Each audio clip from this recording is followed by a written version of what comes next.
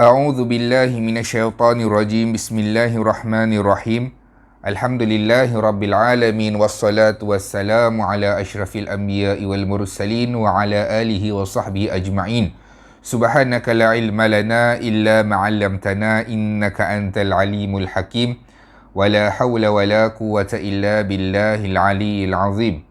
Yang pertamanya, radina billahi rabba, kami redha Allah Tuhan kami.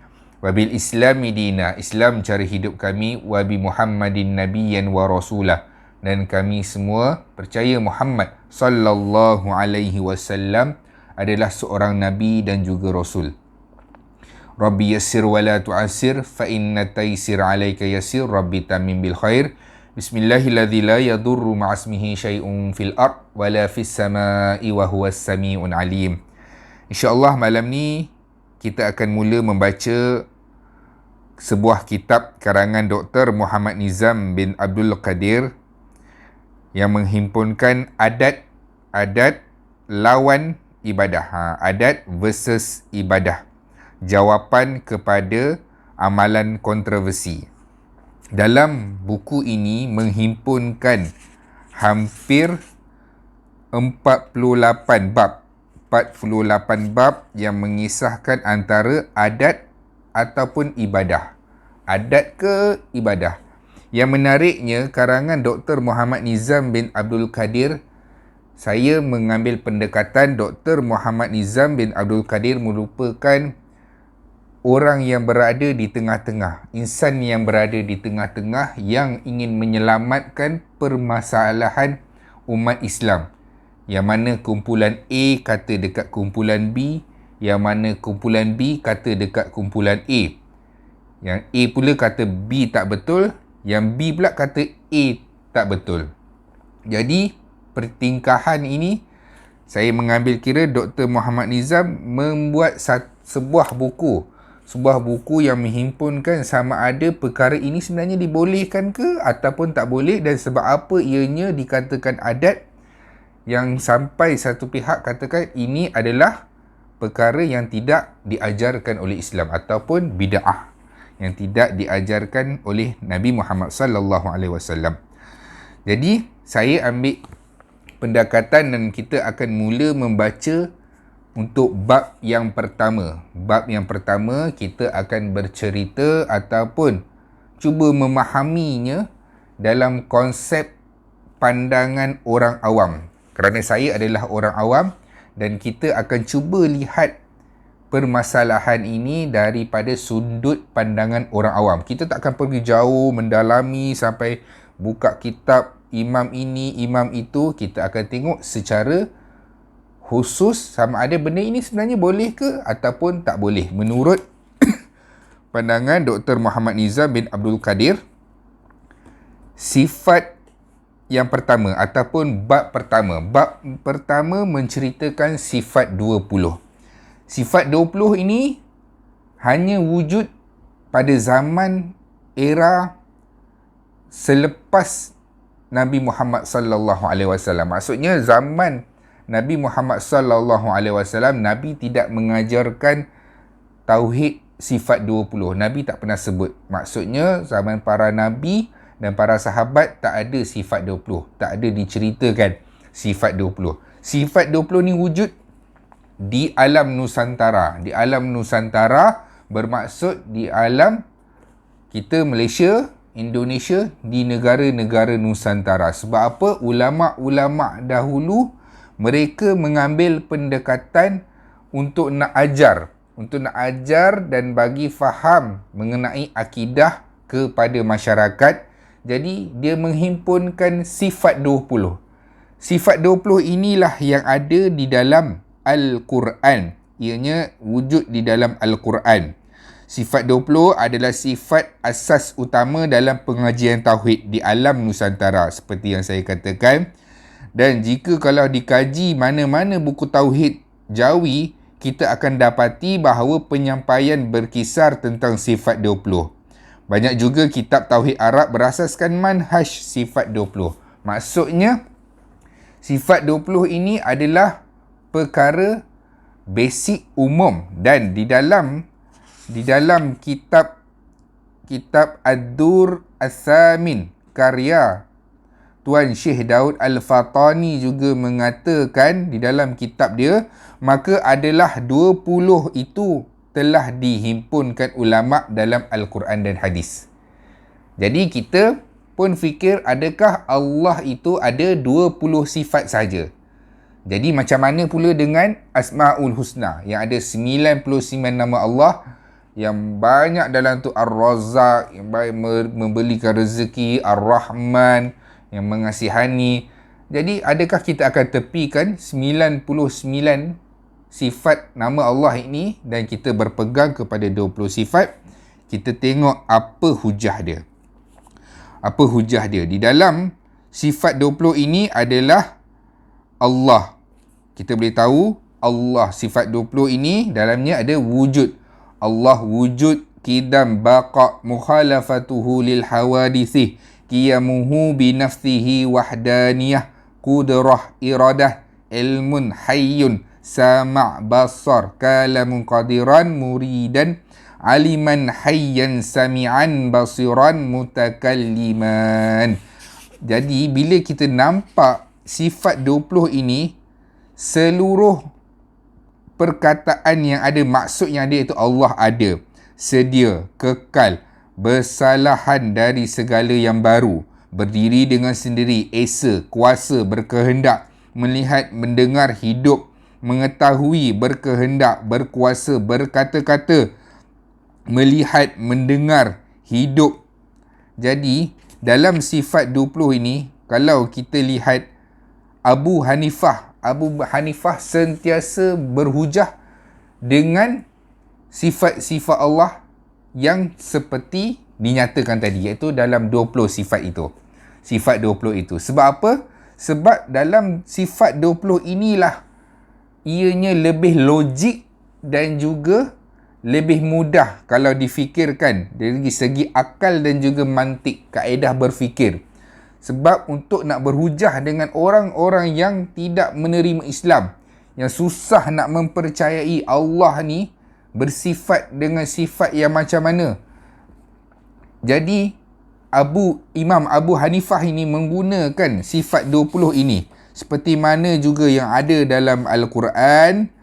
Fa'lam annahu la ilaha illallah, yang bermaksud maka ketahuilah bahawa tiada Tuhan melainkan Allah. Dan ada juga ayat Al-Quran lain dalam suratul Baqarah, Allahus Sami'un Alim, dan ketahuilah bahawa Allah Maha mendengar dan Maha mengetahui. Jadi sifat 20 ini ulama kumpulkan untuk dihimpunkan supaya menjadi pelajaran kalau untuk orang yang baru nak tahu, nak mengenal Allah, ketahuilah sifat 20 ini. Adakah kita menafikan sifat-sifat yang lain? Tidak. Ini adalah satu metodologi yang digunakan oleh ulama-ulama untuk memahamkan masyarakat, untuk nak bagi tahu dekat masyarakat. Jadi masyarakat kalau dah tahu yang ringkas 20 sifat ini, maka boleh belajar yang lain. Tak ada masalah. Tiba-tiba kalau orang tu baru nak kenal Allah, baru nak kenal Islam, tiba-tiba kita bagi, boom, semua sifat-sifat Allah, 99 Allah, hurai satu-satu. Baru sampai sifat kelima, dia dah berhenti dah. Dia dah rasa malas. Jadi dengar 20 sifat, kita dengar 20 sifat. Jadi mudah tak nak mengaji? Jadi mudah. Sebab tak banyak. Kita rasa kita boleh untuk kita belajar.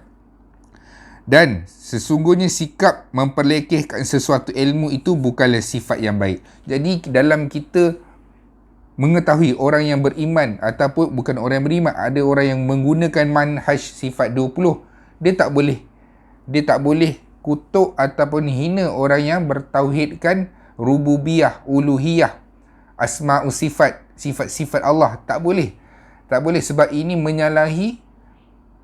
menyalahi hukum orang yang belajar. Si penuntut ilmu itu mestilah seorang yang berakhlak dan juga seorang yang baik dari segi ilmunya, dengan tidak menafikan ilmu-ilmu yang lain. Jadi orang yang beriman dengan tauhid rububiyah, rububiyah, uluhiyah dan tauhid asma wa sifat juga tak boleh kata, oh sifat 20 ni tak boleh. Sebab apa? Sebab tak sama dengan mereka. Yang ni kata orang ini salah, yang ni kata orang ini salah. Ada yang sampai kata sesat dan sampai satu tahap kata ini, sampai satu tahap kita mengkafirkan orang. Sifat 20 ke, rububiyah ke, uluhiyah ke, asma wa sifat ke, ini semuanya adalah manhaj tauhid. Ianya merupakan manhaj tauhid. Manhaj tauhid untuk mentauhidkan Allah satu saja, iaitu mengisytiharkan ataupun merasai ataupun ditanamkan di dalam hati ini bahawa Allah adalah Tuhan yang satu. Akidah yang sebenarnya adalah akidah mentauhidkan Allah. Jadi kita tak boleh kata sifat 20 ini salah, tauhid rububiyah ini salah. Sebab apa? Ini semua adalah manhaj akidah. Manhaj akidah, bukannya akidah. Akidah adalah Allah Tuhan yang satu. La ilaha illallah. Tiada Tuhan yang disembah melainkan Allah. Kita pegang itu satu saja. Ini cuma kaedah manhaj akidah. Manhaj akidah. Untuk kita nak mengetahui akidah itu. Nak mengetahui akidah, nak mengetahui Allah. Allah antaranya adalah sifat 20. Sifat 20 ada juga tauhid rububiyah, uluhiyah, asma wa sifat yang saya tak akan kupas. Untuk kita orang awam, cukup kita tahu bahawa sifat 20 ini adalah satu jalan untuk kita mengetahui Allah itu, mengenal Allah itu dengan sifat-sifat Allah. Allah wujud. Sifat mustahil dia apa? Sifat mustahil dia adalah tak ada. Allah tu wujud. Yang tak ada tu apa? Kita. Kita dulu tak ada, sekarang Allah ada kan. Allah itu wujud dan dia tidak ada permulaan. Kita makhluk ini yang daripada tak ada kepada Allah ada. Allah itu wujud dan kekal. Dia tiada daripada ada. Allah ini wujud tanpa ada sebelumnya. Itulah sifat-sifat Allah SWT. Jadi kesimpulannya, pengajian sifat 20 ini ialah usaha para ulama' dalam memantapkan akidah umat Islam. Ia mungkin mengalami perubahan, namun sikap mengutuk bahkan menyesatkan sesuatu disiplin ilmu yang majoriti para ulama' akui bukanlah sikap yang wajar diikuti. Sesungguhnya setiap ilmu mempunyai kepentingan dan sumbangannya yang tersendiri. Jadi kita orang awam, jangan terlalu, kita baru belajar, kita baru nak mengikuti para ustaz. Jadi kita jangan terlalu ekstrim. Terlalu ekstrim. Maksud terlalu ekstrim ni, contoh kita dulu ikut imam, kita tak ada pun nak kritik bacaan imam tu. Tak ada pun kita kritik. Jadi baru kita belajar tajwid, baru kita belajar mad asli, kita kata, oh ini kena dua harakat ni, mad asli. Itu dari pandangan pendengaran kita. Kita jangan terlalu ekstrim. Kita ketahui dulu, adakah mempelajari sifat 20 ini satu kesalahan? Kerana sifat 20 ini adalah sifat-sifat Allah yang ulama' kumpulkan. Ulama' tak letak banyak sebab apa? Untuk bagi orang-orang faham dengan perkara-perkara asas. Jadi kesimpulannya, kesemua ini adalah manhaj akidah untuk kita berpegang dengan akidah yang satu, iaitu mentauhidkan Allah. Allah saja Tuhan yang layak disembah dan tiada sekutu baginya. Wallahu alam. Sekadar itu dulu bab berkaitan dengan sifat 20. Yang baik datang daripada Allah, yang buruk adalah kelemahan saya sendiri. Saya hanya membacakan sahaja antara adat dan ibadat. Adakah sifat 20 itu, bab yang pertama adalah perkara yang tidak boleh kita pelajari ataupun boleh kita pelajari, dan ketahuilah itu semuanya adalah satu konsep yang digunakan oleh ulama' dalam memahamkan kita. Kita sepatutnya berterima kasih pada ulama', bukannya mengkritik para ulama' yang membuat satu hujah berkaitan dengan sifat 20. Yang baik datang daripada Allah, yang lemah adalah kelemahan saya sendiri. Assalamualaikum warahmatullahi wabarakatuh.